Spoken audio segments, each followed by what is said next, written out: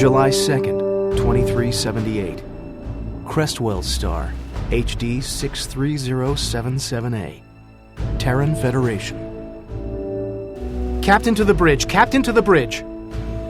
Captain Mateus Fofau rolled out of bed as the urgent voice of the officer of the watch blared over the intercom, counterpointed by the high-pitched wail of the emergency general quarters signal.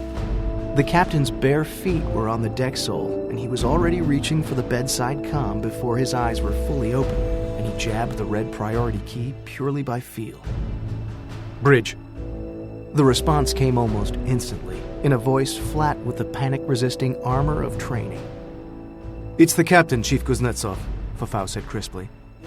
"Give me Lieutenant Henderson." "Aye, sir." There was a brief instant of silence, then another voice.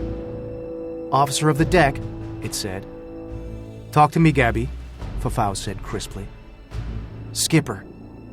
Lieutenant Gabriella Henderson, the heavy cruiser's tactical officer, had the watch, and her normally calm contralto was strained and harsh. "We've got bogeys. Lots of bogeys. They just dropped out of hyper 12 light minutes out, and they're headed in system at over 400 gravities." Fofau's jaw clenched. 400 gravities was 20% higher than the best Federation compensators could manage, which pretty conclusively demonstrated that whoever these people were, they weren't Federation units. "Strength estimate?" he asked. "Still coming in, sir," Henderson replied flatly. "So far, we've confirmed over 70. Fofau winced. "All right." He was astounded by how calm his own voice sounded. "Implement first contact protocols and also spyglass and watchman. Then take us to Condition 4. Make sure the governor's fully informed and tell her I'm declaring a code Alpha." "Aye, aye, sir." "I'll be on the bridge in 5 minutes." Fofau continued as his sleeping cabin's door opened and his steward loped through it with his uniform. "Let's get some additional recon drones launched and headed for these people." "Aye, aye, sir." "I'll see you in 5, Fofau said. He keyed the comm off and turned to accept his uniform from the white-faced steward. In actual fact, Mateus Fofau reached the command deck of TFNS Swiftsure in just under 5 minutes.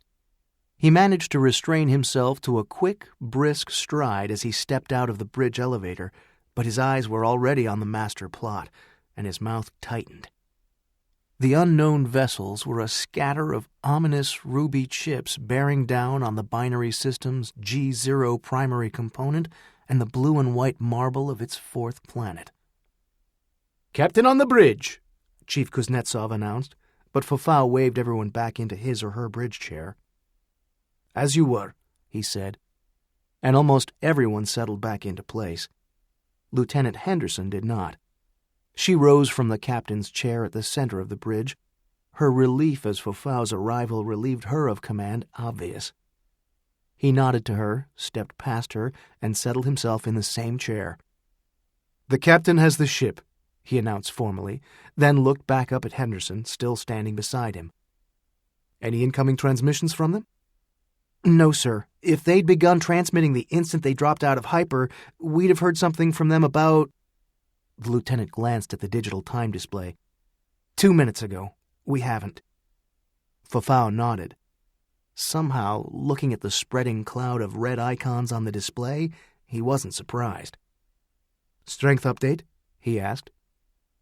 "Tracking estimates a minimum of 85 starships," Henderson said. "We don't have any indications of fighter launches yet." Fofau nodded again, and a strange, singing sort of tension that was almost its own form of calm seemed to fill him. The calm of a man face to face with a disaster for which he has planned and trained for years, but never really expected to confront. "Watchman?" he asked. "Implemented, sir," Henderson replied. "Antelope got underway for the hyperlimit 2 minutes ago." "Spyglass?" "Activated, sir." "That's something," a detached corner of Fofau's brain said.